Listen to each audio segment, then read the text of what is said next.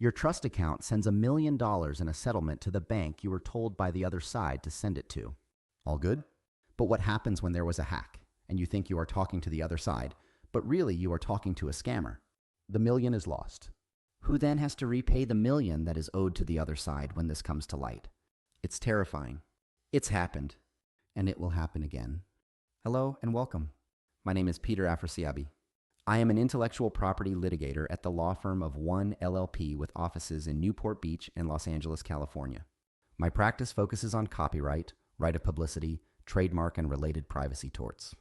I also teach as an adjunct at the University of California Irvine School of Law, where I teach a Ninth Circuit Appeals litigation clinic with my students, as well as an advocacy and persuasion course. I have taught advocacy at the National Institute of Trial Advocacy and taught advocacy to new barristers at Oxford University in England.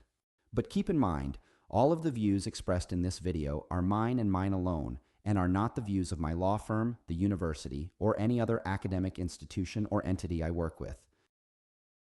Today's program is an ethics program that raises, frankly, terrifying questions that we as lawyers must be mindful of to protect ourselves. We ask, when scammers hijack our clients' money, who pays? When do we have to pay it out again? And what ethics problems does this trigger? We will look at a variety of issues then from the realm of ethics to do a dive into the ethics questions that surround these questions. From case law, that is, again, quite scary when we learn how the risk of a hack falls all too easily upon us as lawyers. We ultimately ask how the ethics rules work and how the common law rules work. But first, and briefly, I want to tell you more about the Curious Lawyer series that we have created for you, a true curious lawyer. The Curious Lawyer series is a fun, educational, and entertaining walk down some of the off-the-beaten paths of law, areas that you do not experience in your regular practice day to day, but which are incredibly interesting and informative, and often yield new insights and valuable analogies or metaphors that you can work with in your practice. In this series, we take a variety of interesting issues and intersect them with the law to find fascinating, new, educational, and informative areas of the law to explore and to better educate you about legal areas you may not know. For example, we have done programs on dog law where you get to think about your favorite furry friend and see how our relationship with dogs intersects the law, from tort to contract law, to even trusts and estate battles over dogs, and of course, Fourth Amendment cases, where there have been warrantless removals of dogs from homes for violating the leash laws. Or you can see the CIA law program, where you will see fascinating legal topics related to the CIA, secrecy, and the Freedom of Information Act, and where you will learn about that famous Hollywood movie line, "I can neither confirm nor deny." You will learn where it came from, and it turns out it was not Hollywood, but you have to watch it to learn who came up with it. We have also looked at whether there's a little sliver of Yellowstone National Park, where, due to a combination of the Sixth Amendment's vicinage requirements and the subsequent federal districts that were created by Congress to sit over the nation, whether that, in fact, has actually yielded a sliver of land in our famed Yellowstone that is free from federal criminal prosecution. Is it a perfect crime zone? Listen to that program and you will find out. And if you want to brush up on the Bill of Rights, we have a 10-part series with 1 hour devoted to each of the first 10 amendments to the Constitution so that you, at the next cocktail party, can answer when a non-lawyer asks you what one of the amendments is all about. The one thing the Curious Lawyer series is not is boring. This is most definitely not your typical continuing education that is often technical, difficult, or stressful. So sit back and grab a cocktail if you are so inclined, and let's get going in our fascinating, crazy, and at times shocking ethics exploration of our judges. Let's start with our agenda today and where we are going. And if this program and the examples we see does not scare you and even possibly keep you up at night, well, nothing will. We will look at some hack examples, the growing threat from AI and technology-based attacks. Some examples. $475K must be paid twice by a law firm. $24 million heist by AI on Zoom. $63K loss by lawyer oversight. $740K loss by email hack on car sale transaction. This all revolves around fraudulently induced wire transfers. We will look at case law and lawyer liability, which takes us to UCC rules on commercial transactions in part. And this brings us to the ethics standards and liability for money losses, and the relevant ethics duties that we must abide by. We will use California rules that in these situations are fairly standard and based on the model ABA rules. This takes us to, first, the duty of competence. Second, the duty of disclosure. And third, and derivative and related, the duty to stay abreast of technology. Further, there is a case from New York where the New York Attorney General fined a law firm for weak data security protocols, which came to light after a hack that allowed hackers to get to the firm's clients' patient records. Hacks abound, and we must be on the lookout and vigilant. Thus, we will also develop some important practice pointers employed to protect yourself and your law firm as much as possible. The goal ultimately is clear. We want to not lose client money and then have to repay it, a potentially existential threat to us economically. And second, we want to make sure that we do trip ethics wires as a result of our staff bungling of payments. Here are the basics of hack situations that apply to what we discussed today. These, of course, are not all the forms of hacks and scams that can happen. We have the hack and man in the middle email insertion scam. This is where you think you are emailing with a client, but one of you has been hacked and a new person is now taking over the email chain by way of a small typographical change of the email domain name. We also have text-based hacks that can occur by way of bad link that allows access. We also have some shocking examples of AI advances to trick and deceive over Zoom. The AI heists begin for sure now, and they will only get more sophisticated as AI technology improves. Let's look at one that hit the news in 2024. This is the article's headline. Finance worker pays out $25 million after video call with deepfake chief financial officer. The other article on this, on Zoom, you're on mute, is now Are You Real? Here is what happened in this $25 million heist. A CFO got email directions to send $25 million to a vendor. Now he was suspicious a bit, so he asked to get on a Zoom with the executive team to confirm. They all got on a Zoom. The CFO saw the people he knew and recognized. He spoke to them. He heard their voices. They confirmed the instructions. He sent the money. And poof, the money vanished. Who were the people he saw on the Zoom call? Avatars of his corporate team and cloned voices of the people. And so it turns out that it disappeared, a cool $25 million. Someone's on a beach somewhere. Not, however, the CFO. Deepfake avatars? Deepfake voices? Yes. Let's take a quick look right away at the Scarlett Johansson voice situation that led to a controversy because it was not done with her consent and was a case of software creating a sound-alike voice. This will help us understand how deadly this technology can be. So check out this video released by OpenAI showcasing their virtual assistant named Sky. From right of the ChatGPT app, and this will open up GPT-4o's audio capabilities. Hey, ChatGPT, I'm Mark. How are you? Oh, Mark. I'm doing great. Thanks for asking. How about you? Hey, so I'm on stage right now. I'm doing a live demo, and frankly, I'm feeling a little bit nervous. Can you help me calm my nerves a little bit? Oh, you're doing a live demo right now? That's awesome. Just take a deep breath. And remember, you're the expert here. To me, Sky does sound like Scarlett Johansson, and that is done by technology that learns easily on a voice. So there you see an example of it in the real world. And it is clear that it is easy then for hackers and fraudsters to replicate a voice. The lesson, sadly, do not just trust a voice always. We may have to go total analog. So let's make sure this does not befall any of us. Importantly, our clients and their money. And so we will start with an ethics overview and then get into a 2025 decision from the California Court of Appeal, the first in the state that has addressed a heist of settlement monies.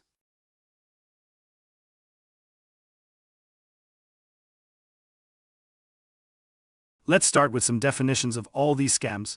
These are the IT lingo terms we will be seeing, and you have already seen probably, but to be safe, let's get some definitions and explanations going. Both terms deal with forged or faked electronic documents. Spoofing generally refers to the dissemination of email, which is forged to appear as though it was sent by someone other than the actual source. Phishing is often used in conjunction with a spoofed email. It is the act of sending an email falsely claiming to be an established legitimate business in an attempt to deceive the unsuspecting recipient into divulging personal, sensitive information such as passwords, credit card numbers, and bank account information after directing the user to visit a specified website. The website, however, is not genuine and was set up only as an attempt to steal the user's information. Because these definitions require process flows to understand, we have a short video here for you to see how it works and how these words play out when implemented by others. And this one is fun as it comes from a British government outlet, so you get a nice accent to listen to also. What is phishing? This video will define phishing, point out telltale signs of a phishing attempt. Simply put, phishing is an attempt to trick a user into doing the wrong thing. The wrong thing can be many things: granting unauthorized access, downloading malware, stealing intellectual property, and so on.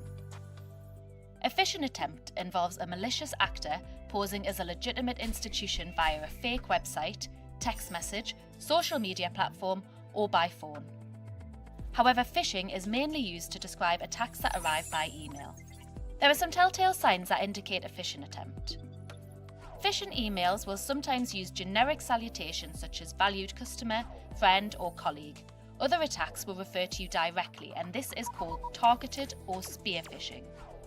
The name and email address will be similar to those of people you know, but there are typically errors. The email will usually include an urgent action that you must take, such as submit these details within 24 hours, or you have been the victim of a crime, click here immediately. Phishing emails often request personal information, which legitimate organisations normally will not do over email. Finally, they may also make an offer that is too good to be true, such as offering your council £1 million without reason. Let's talk about what you can do to protect yourself from a phishing attack. Malicious actors will often use publicly available information about you to target you, so review what information is publicly available about you. Also, make it a habit to scan communications you receive for the telltale signs of a phishing attempt we outlined before. If you spot a suspicious email, flag it as spam or junk in your email inbox. Let your IT department know that you've identified it as potentially unsafe. And if you've clicked a suspicious link, tell your IT department as soon as you can. The earlier you tell them, the more likely they'll be able to help. Finally, it is important to train personnel to identify and respond to phishing attempts. This video is part of a series designed to expand your understanding of digital, technology, and cyber security concepts. To learn more about the terms we covered, please watch our other videos.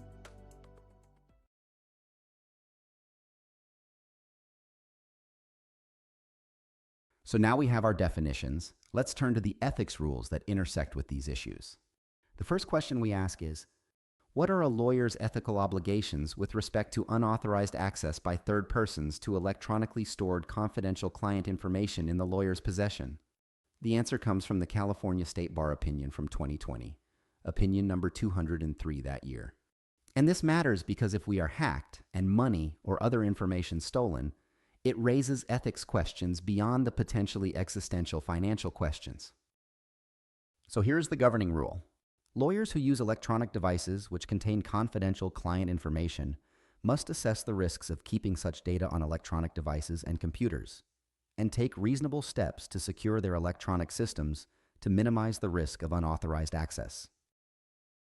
In the event of a breach, lawyers have an obligation to conduct a reasonable inquiry to determine the extent and consequences of the breach, and to notify any client whose interests have a reasonable possibility of being negatively impacted by the breach. That comes from ABA rules also, and is a broad statement and important duty to be aware of. These efforts to fulfill this duty include 1.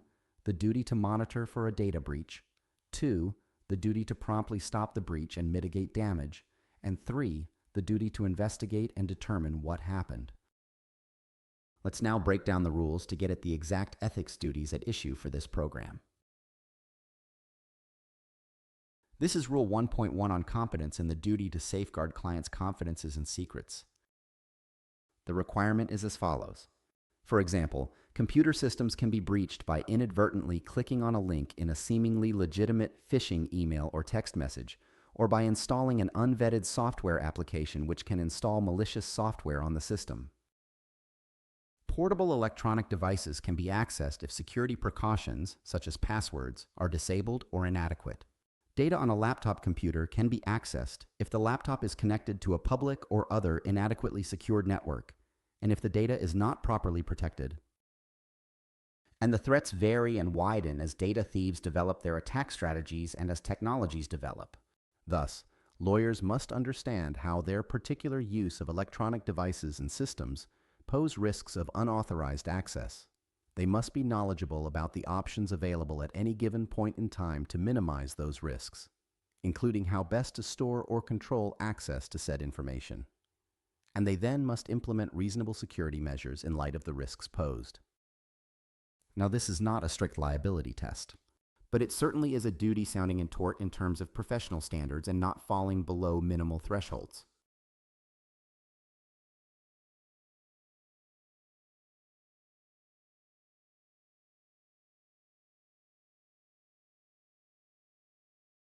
Now we shift to a related duty, the duty of disclosure. Let's unpack it, and it is from Rule 1.4, as you see here.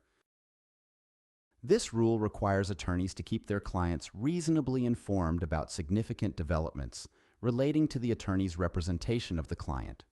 Now, the code does not define significant, but the relevant authorities have uniformly concluded that the misappropriation, destruction, or compromising of confidential client information, or a cyber breach that has significantly impaired the lawyer's ability to provide legal services to clients, is a significant development that must be communicated to the client.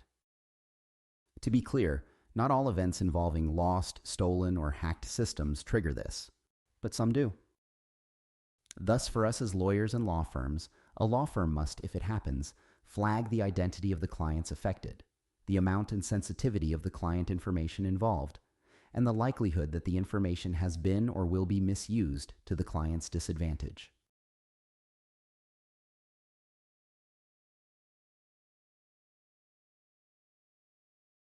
The corollary to these ethics events is that there is a duty to stay in the know about technology.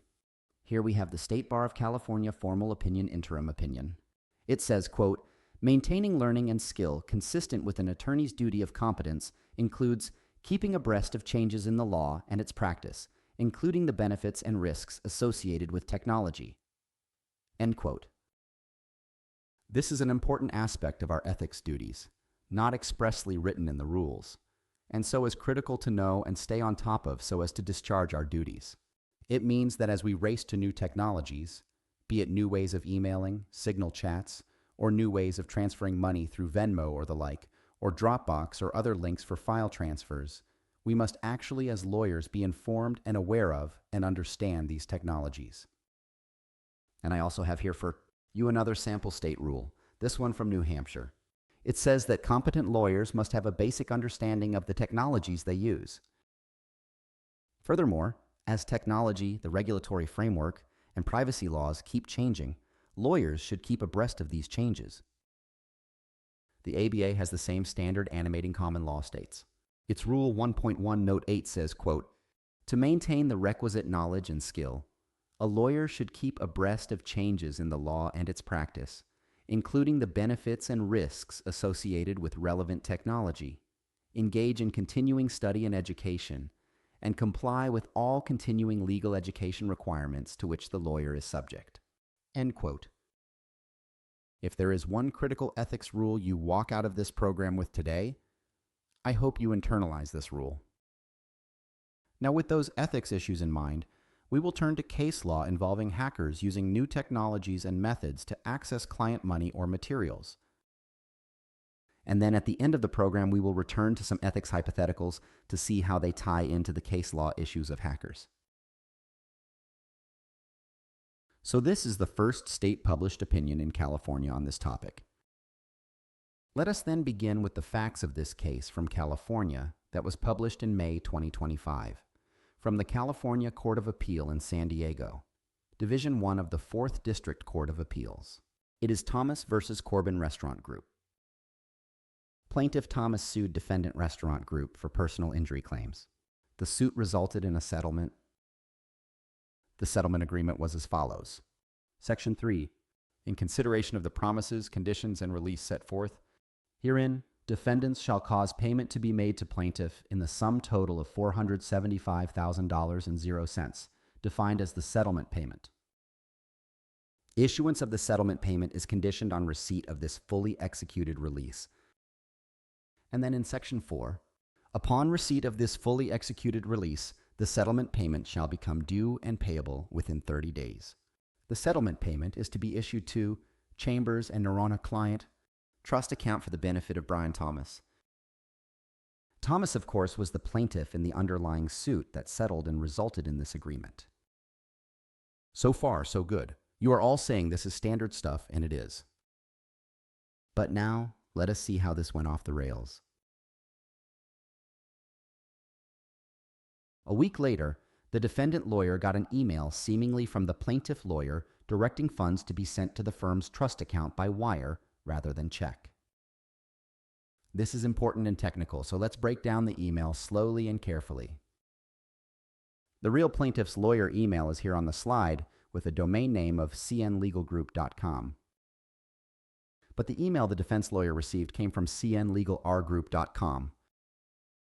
That is, the hacker registered the similar domain name with an R and created an email account that was identical, but for this typo change to the domain.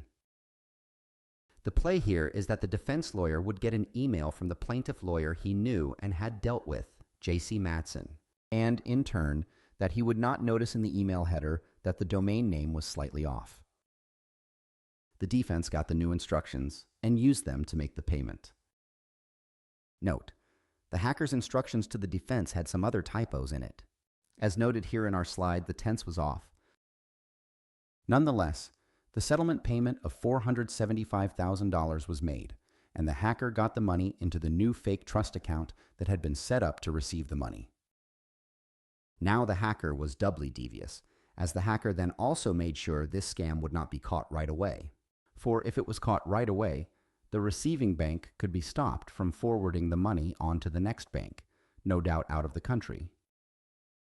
So now the plaintiff's lawyer got an email from a spoofed defense email account, where again, there was a typo change in the email and registered domain of the defense lawyer's email this time. This time, the plaintiff was told the check is being processed. It should go out soon. Check back in a week if you do not get it. That bought the delay, and the plaintiff assumed they were getting their check in the coming week. Note also, the fake hack-based email gave a bad phone number, and the defense called it, but it did not work, and they seemed to ignore it. So the $475K went out, left the receiving bank, and made its way around the world, where it was gone forever. The plaintiff eventually called to see where the check was. The defense, no doubt shocked at the call, said, "What check? After all, we wired as you said last week." Now the plaintiff said, "Wire? What wire?" "We never said wire." They looked at their emails, and voila, they realized they had been scammed out of $475K. The plaintiff, though, had a settlement and wanted his money. The defense did not want to pay twice, and so the case goes back to court to see who bears this risk.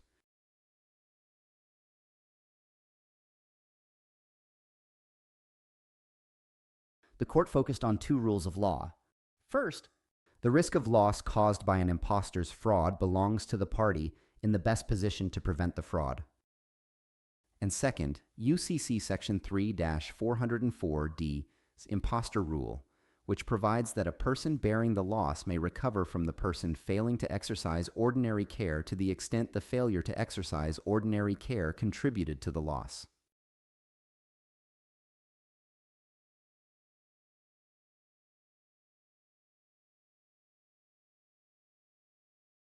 Here is the impostor rule. If an impostor, by use of the mails or otherwise, induces the issuer of an instrument to issue the instrument to the impostor, or to a person acting in concert with the impostor, by impersonating the payee of the instrument or a person authorized to act for the payee, An endorsement of the instrument by any person in the name of the payee is effective as the endorsement of the payee in favor of a person who, in good faith, pays the instrument or takes it for value or for collection. Although the impostor rule, by its terms, governs only negotiable instruments, not contract disputes or wire transfers, courts have cited to when wired funds have been fraudulently diverted by a hacker.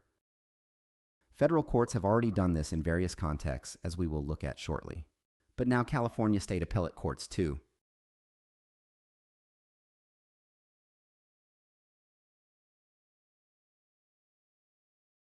In determining which party was best positioned to prevent the fraud, courts have considered a variety of red flags, including these factors. 1. The extent to which each party secured its computer system, or whether the system had been breached before. 2. Whether a party was aware that its transaction was being targeted, and, if so, whether that party disclosed the targeting to the other party in the transaction or to the court. 3. Whether either party failed to scrutinize spoofed email addresses or overlooked typographical errors or duplicative information. And 4th, whether the payer called to confirm wire instructions, particularly when they conflicted with prior payment arrangements or new payment instructions, changed material information like names and addresses. Here, there were red flags that should have alerted the defense counsel to the fraudulent scheme. First, the impostor's wiring instructions conflicted with the payment procedure established by the parties' written settlement agreement and release. Second, the change was serious too. This change was material in at least 2 ways. It omitted the client trust account aspect of the payee and omitted plaintiff's full correct firm name. Third, the wire instructions raised additional warnings that, while not in direct conflict with the settlement agreement, should still have given defendant's counsel reason to question the validity of the transfer instructions. For example, the impostor's request to wire the settlement proceeds conflicted with counsel's informal agreement that the settlement payment would be made by check. Fourth, substantial evidence supports the trial court's finding that if a law firm's primary phone number was inoperable, that was another warning sign to defendant's counsel. Fifth, the phone number issue had more to it. Although defendant's counsel took that preliminary step here, the fact the phone number was inoperable should have signaled counsel to exercise greater vigilance. That would have revealed that the phone number defendant's counsel got from the impostor's first spoofed email message signature block differed from the number that appeared in the email signature of plaintiff's counsel's authentic email messages and the caption on the firm's pleadings filed in this case. Indeed, the court noted, the plaintiff's counsel's phone number has been the same since 1989. Yet rather than determine the correct phone number via a source extrinsic to the spoofed email thread, such as by looking at the State Bar's website, defendant's counsel relied on further information provided by the impostor's suspicious communications. Sixth, the typo error. It should have been caught and seen. Here is what the court held. Quote, several courts have shifted the risk of loss to the party that failed to scrutinize spoofed email addresses. That is a serious rule of law to keep in mind.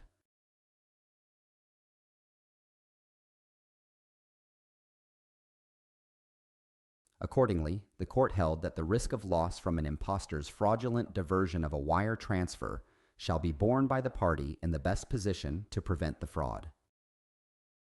And in making this factual determination, trial courts must consider the extent to which each party exercised ordinary care with respect to preventing the fraud and may apportion the loss accordingly. Moreover, the court noted that although a party's negligence may contribute to a finding that that party was in the best position to prevent the fraud, a finding of negligence is neither necessary to nor dispositive of the ultimate question of which party was best positioned to prevent the fraud. Indeed, courts have found one party was best positioned to prevent the fraud even when neither party acted negligently. Thus, it is not just a comparative negligence test. It is a question of who bore the best chance of seeing the risk and missed the red flags. More potently, this Oakert held as follows. Quote, even if the record did support this inference, it would not require the trial court to apportion any of the loss to plaintiff. Several courts have shifted the entire risk of loss to a payer who ignored red flags, even after a payee's email system was compromised. End quote. Another potent rule of law to keep in mind.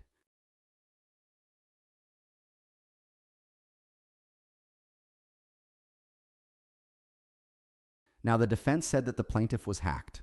The plaintiff said the defendant was hacked. Maybe they both were, and the court rejected the defense argument of a plaintiff hack as a way of saying it is all the plaintiff's fault. This is important and should give us all pause. Here is what the court said. The defense argued as follows.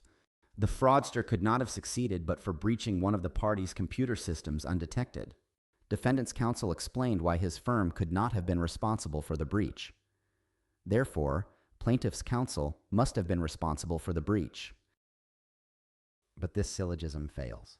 First, the fact the fraudulent scheme was perpetrated using only spoofed email addresses suggests it could have been accomplished without compromising either side's computer system.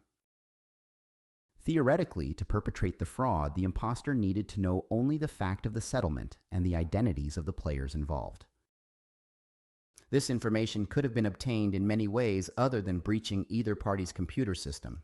For example, by overhearing a conversation in a public place or by reading documents carelessly left about.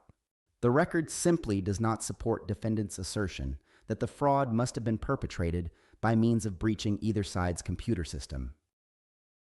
Thus, the court held, we agree with the trial court's finding that it is unknown how the fraudster learned of the settlement. So who paid?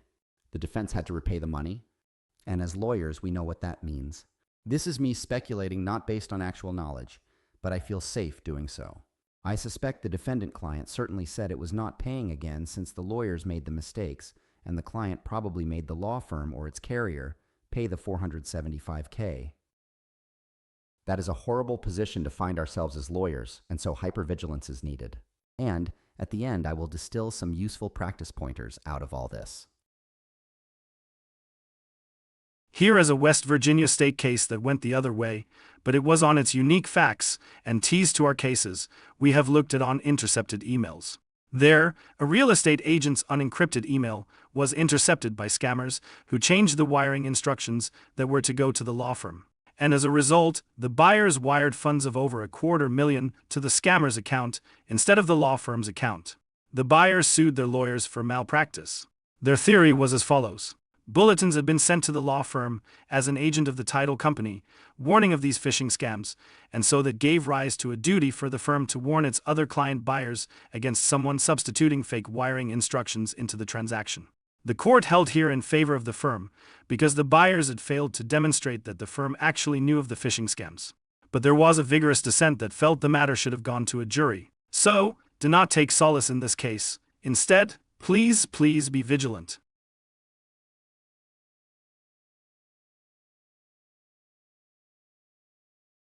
This brings us to federal cases applying these principles. First, we will look at the Bile case, reported at 2016 U.S. District Lexus 113874 from the Eastern District of Virginia in 2016. Here are our facts. There is a settlement for $63K. The plaintiff's lawyer gets an email from his client with wire instructions on proceeds. The lawyer calls his client, who says it is not an email he sent. Thus, the lawyer avoids that issue as he realized something was going on with a potential hacker. But the lawyer did not notify the defense firm. The defense firm gets the same hacker on them, and like in our prior case, sends the settlement money to the diverter, the hacker. What did the district court hold?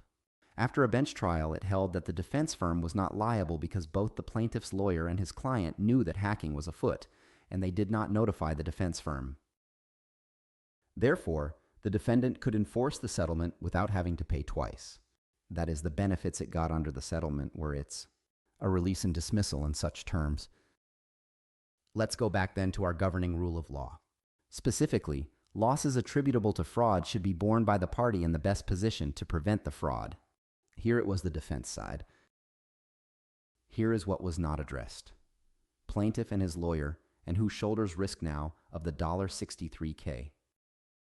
But the practical reality given the operating rule of law and state bar ethics charges risks are again obvious. What happened again, I am not privy to, but I assume to avoid ethics and lawsuits the plaintiff's firm paid the money, or at least the share of the money the plaintiff was getting if it was contingency.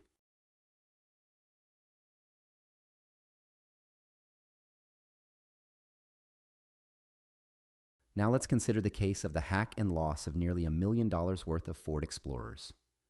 Bo Townsend Ford. This is Townsend Ford Lincoln versus Don Hines Ford, reported at 759 Federal Appendix 348 from the 6th Circuit in 2018. Our facts are as follows. Don Hines Ford agreed to purchase 20 Ford Explorers from Bo Townsend Ford for about $736,225. When it came time to close the deal, Bo Townsend's commercial sales manager asked via email that Don Hines pay via wire transfer to an out-of-state bank. Sounding familiar? Don Hines agreed, wired the money, and picked up the Explorers. Just one problem.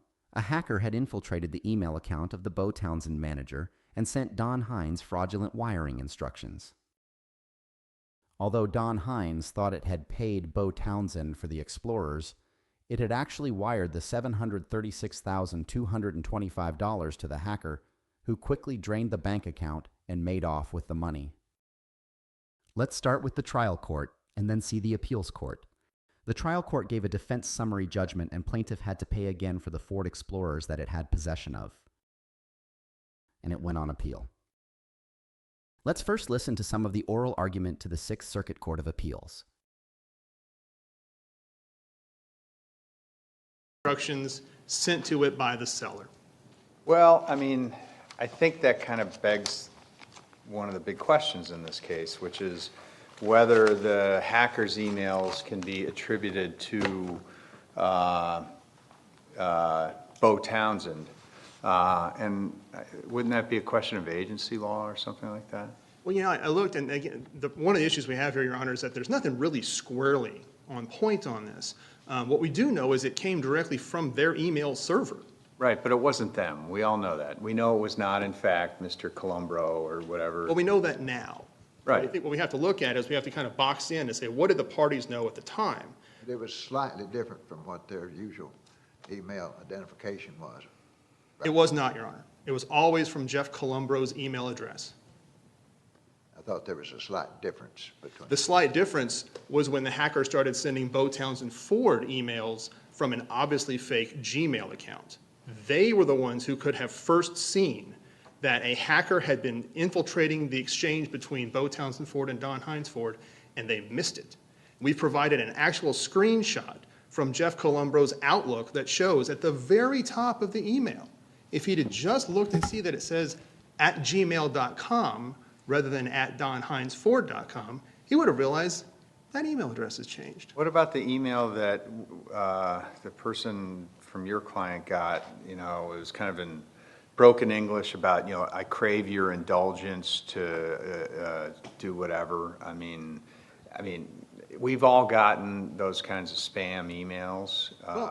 Why wouldn't that sort of more obviously?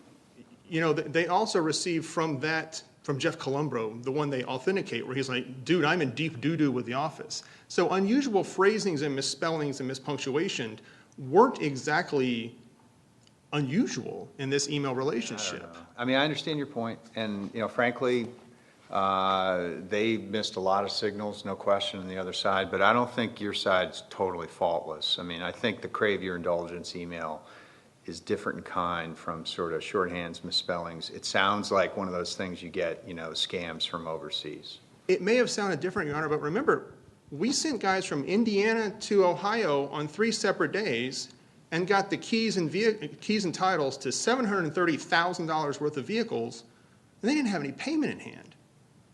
And what Don Hines Ford was doing was emailing them wire transfer confirmations and getting back, wire received, thank you very much. What relief are you seeking here today? We're seeking reversal, and I mean, I think it should be reverse and render, Your Honor, but if there's a factual issue on some of this stuff, it should be reverse and remand.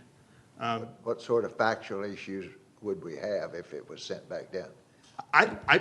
We don't believe there are any factual issues. Court, if there's a factual issue to be decided, don't we? We don't believe there's a factual dispute. Don Hines Ford unquestionably paid, and the only reason it paid is because it did what the seller told it to do. Now, again, we can look. The seller is the problem. I'm just telling you. is the benefit of hindsight, but the parties didn't have It's not, hindsight. in fact, the seller. It just wasn't.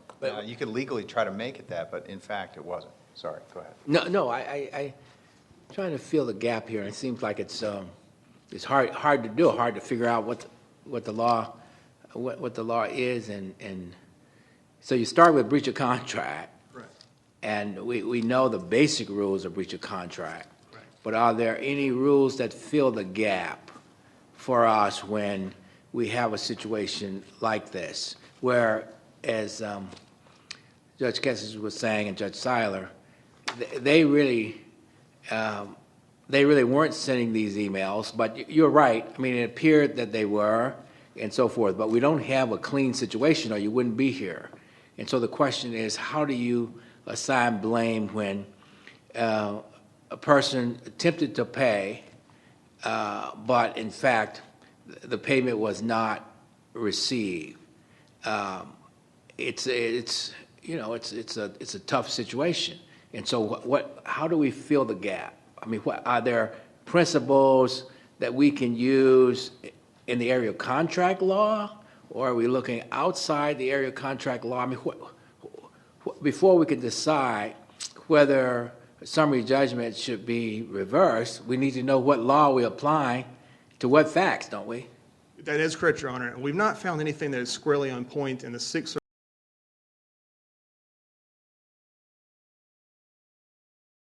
You heard those really pressing questions on the red flag knowledge and which side bears the risk. Here we have, then, how the Sixth Circuit ultimately ruled and answered those tough questions. It held, first through a contract prism as follows. A reasonable belief in fulfilling even wrong directions did not bar claim under mistake doctrine. In the case of a mutual mistake, the restatement permits the court to allocate the risk of loss to a party when it is reasonable in the circumstances to do so. Second, through an agency prism as follows. If a person carelessly caused the belief that an actor has authority as an agent, the person is subject to liability to a third party who justifiably is induced to make a detrimental change in position because the transaction is believed to be on the person's account. That comes from the Restatement Third on Agency Section 2.05. Accordingly, the result was that the case was sent back for trial to assess which party was in the best position to prevent the fraud given the twin contract and agency principles. Case reports do not show what happened next, but it is important because it identifies the same operating principles that stem from the common law in our state court example. Here is another scary case of a hack where the firm had advance notice from its client that it could be hacked because of who the client was.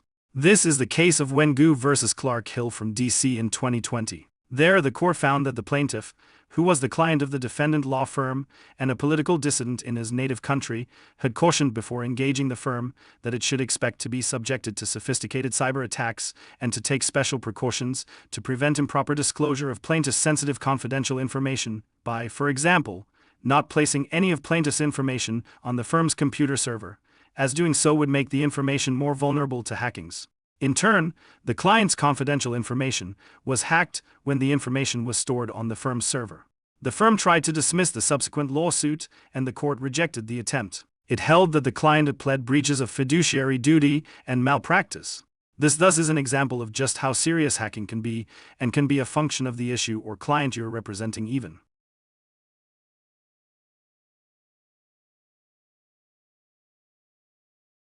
This brings us back to California State Bar opinions on fact patterns. Form the opinion I showed you earlier. Let's look at these hypotheticals and the rulings on the ethics implications of technology hacks, and then we will apply them to our case law money hack scenario. Hypothetical A involves Attorney A, and our Attorney A's laptop is stolen. Attorney A did not store confidential client information on the laptop, but only used the laptop to access such information remotely. Also, the laptop could not be accessed without biometric authentication. Attorney A's law firm also installed software on the laptop that allowed it to be remotely locked down and erased. As soon as Attorney A realizes that the laptop has been stolen, Attorney A contacts law firm's IT department and receives confirmation almost immediately that the laptop has been located, locked down, and wiped clean. What are the ethics rules that flow from this?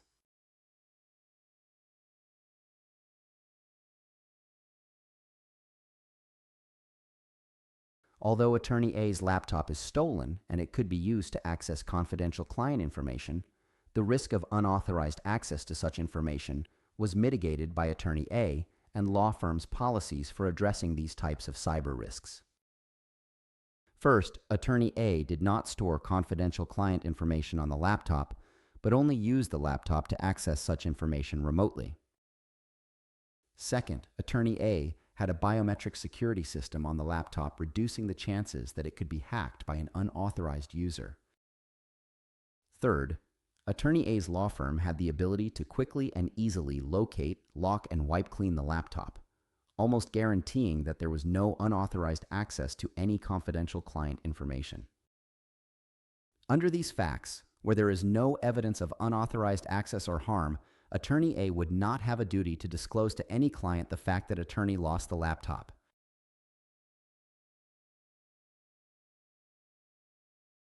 But what if the facts are less than that, as may be the case for many lawyers who use laptops out and about? Then you are not in this hypo's safe harbor and may well run an ethics issue on reporting.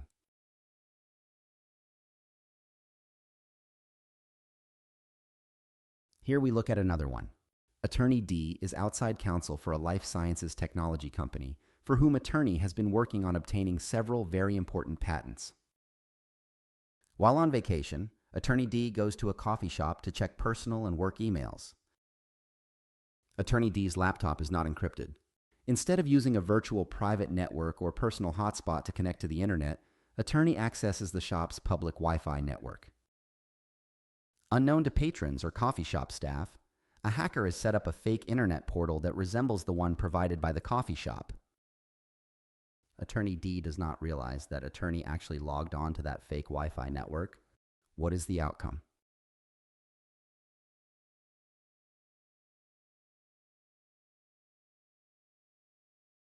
Here is what the State Bar says. Attorneys who keep confidential information on their devices ought to be aware that accessing public Wi-Fi or other unsecure networks may open another access point for hackers. This is illustrated by Attorney D's exposing confidential information to anyone with the ability to electronically eavesdrop on the attorney's keystrokes. Attorneys who work on client matters remotely must consider the risks of harm and take reasonable precautions, as discussed above, to prevent unauthorized disclosure. Attorney D's failure to secure their online communications exposed confidential information to a hacker, and it is unknown if, or to what extent, the hacker would or could use such information. It is this committee's view that Attorney D risked violating the duties of confidentiality and competence by using a public wireless connection without taking appropriate precautions, such as the use of encryption, a VPN, or other protective measures. And you have the reference there if you want to read further. Now, since the law firm was able to confirm the unauthorized access of confidential client information, Attorney D and the law firm must notify the client as soon as possible. Although it is unknown if or how the hacker might use the information, because of the sensitive nature of the information to company's business, the misappropriation would constitute a significant development and require appropriate notice to the client. Furthermore, disclosure will be required if material client information was actually or reasonably suspected to have been accessed, disclosed, or lost in a breach. And that is an ABA model rule opinion. So here is the bottom line. The use of computers and portable electronic devices by lawyers is ubiquitous and has increased the risk of confidential client information being accessed by unauthorized users. Lawyers must assess the risks involved in the use of electronic devices and systems that contain or access confidential client information, and to take reasonable precautions to ensure that that information remains secure. This duty extends to law firms whose managers must make a reasonable effort to establish internal policies and procedures designed to protect confidential client information from the risk of inadvertent disclosure and data breaches as a result of technology use, to monitor such use, and to stay abreast of current trends and risks. The creation of a data breach response plan may also be required to identify the risks posed to the firm's then current use of technology and feasible precautions. So if we take these ethics rules to our cases we looked at, we can see that they are triggered in multiple respects. First, it's hard to imagine client material more material or important than their money. Second, and critically, these hacks occur due to use of technology attacks that lawyers need to be aware of and stay abreast of. The duty we saw means that we are obligated to comply with our duties to stay informed. And that here means we need to know about these technology hack situations and respond appropriately by scrutinizing critical emails and communications to not be hacked. It's bad enough to have money stolen that you have to repay to your client. It's another thing if it makes its way to a state bar and lands in a disciplinary proceeding on your ethics rules compliance. The point is clear. Stay vigilant and stay informed. And this brings us to some critical practice pointers that you can implement to be extra safe and careful.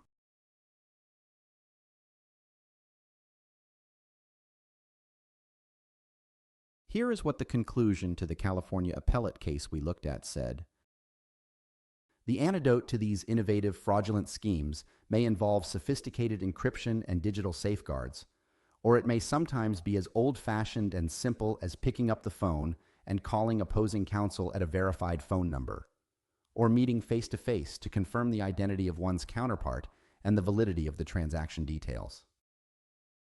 And I will tell you those are wise words, and my law firm has employed that approach for some time because of fears of hacks. Let's get some specific pointers now.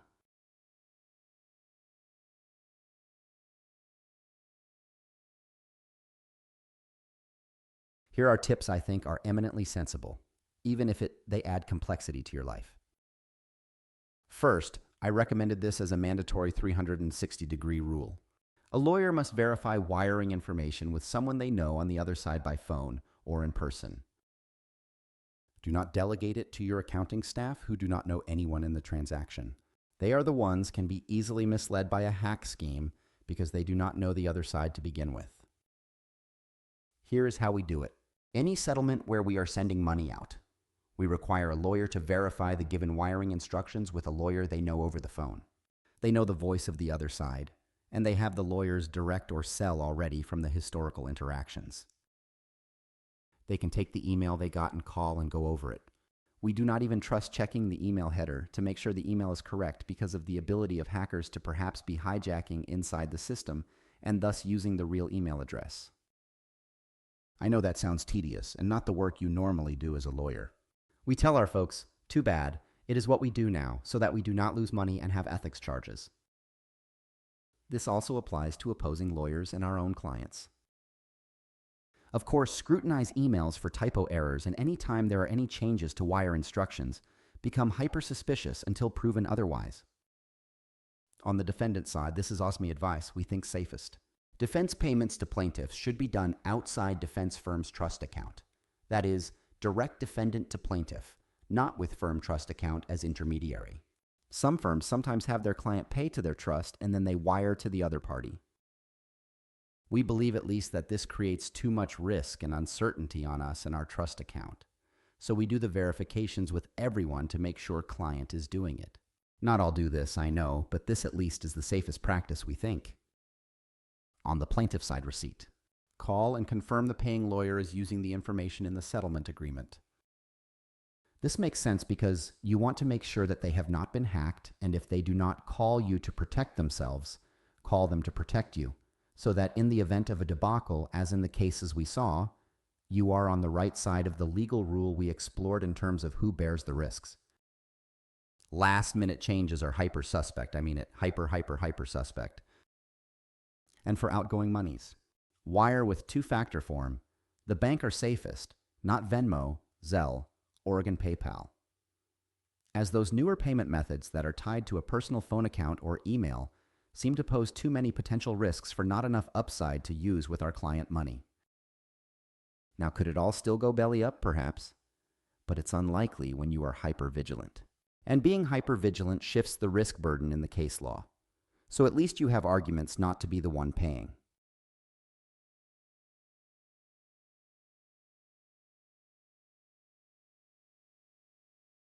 We assessed key ethics rules. First, a lawyer's ethical obligations with respect to unauthorized access by third persons to electronically stored confidential client information in the lawyer's possession. Trigger a duty to stay abreast of technology. minimize risk of an unauthorized hacks, conduct investigations if there is a breach, and notify clients. This touched the duty of competence as it relates to the duty to safeguard clients' confidences and secrets, and second, the duty of disclosure we looked at. We ran through some specific hypotheticals from the State Bar, which were informative and valuable to understand the lines and scope of our duties. We broke down phishing and spoofing scams and how they work, so that you can be aware and armed to address them. The scary existential aspect to this was the case law. It's bad enough to have ethics compliance issues without State Bar, but it carries massive legal liability and exposure too. Exposure borne by us as lawyers often. This part of our odyssey took us to case law examples, state and federal. We saw how these scams work and how they hijack legal settlements. And we saw the operative legal rule that courts use to assess liability, whether from a contract prism, agency prism, or a UCC prism. The key rule is that the risk of loss from an impostor's fraudulent diversion of a wire transfer shall be borne by the party in the best position to prevent the fraud. Remember the red flag factors. 1. The extent to which each party secured its computer system, or whether the system had been breached before. 2. Whether a party was aware that its transaction was being targeted, and, if so, whether that party disclosed the targeting to the other party in the transaction or to the court. 3. Whether either party failed to scrutinize spoofed email addresses or overlooked typographical errors or duplicative information. And 4th, whether the payer called to confirm wire instructions, particularly when they conflicted with prior payment arrangements or new payment instructions, changed material information like names and addresses. In this, we listened to some oral argument from the Sixth Circuit and heard how the courts struggle with these situations and how they look to common law concepts to assess who bears the risks. And we saw the rulings ultimately, as well as the difficulty of often knowing who was actually hacked, thereby keeping the burden on everyone, even the non-hacked party if hacking details were flagged to them. Finally, we drilled down and double-clicked on practice pointers to protect ourselves from any risks. They carry burdens with them and are often seen by lawyers as legal assistant or accounting type work. But to be safe, I think, it is best to employ these practices to make sure that the money is not hijacked. Remember, watch for typos, odd language that may mean it is not a lawyer you are talking to, and late changes to wiring instructions. And call yourself to opposing counsel and your client to confirm the emailed wiring instructions are true and correct. You know your opposing lawyer and client, so can talk to them and know their actual phone number, and so know that it is them when you speak to them. Stay abreast of all technology changes, as we also saw the modern world of AI voice technology and how it can recreate even voices. This will in time require us perhaps to employ even more caution. As amazing as the modern world of technology is, we often in this digital world have to go old school to analog technology, or even in-person approaches. Remember the cautionary words of the California Court of Appeal. It said, quote, "The antidote to these innovative fraudulent schemes may involve sophisticated encryption and digital safeguards, or it may sometimes be as old-fashioned and simple as picking up the phone and calling opposing counsel at a verified phone number, or meeting face-to-face to confirm the identity of one's counterpart and the validity of the transaction details." End quote. That is now impounded law in the courts, and so we as lawyers have notice of the law and must proceed accordingly. At the end of the day, we all work so hard to get a case resolved and settled or to finalize a transaction. So do not at the very last stage of this, the very last yard of the last mile of the case, do not let things blow up in your face. The interplay between the case law and ethics rules are a double hit for us as lawyers when things go south. The bottom line that distills from the rules, case law, and ethics rules is that we must be hyper vigilant. As technology advances, the practice of law to comply with our ethical and legal obligations necessarily changes too. At the end of the day, it may be uncomfortable for us, especially as we just want to practice law, but the practice of law has evolved, and we must evolve with it. Stay informed, stay cautious. And our Curious Lawyer and Bill of Rights series programs give you fun deep dives into all areas of law. So stay curious too. And as always, if you have any questions, please reach out and email me.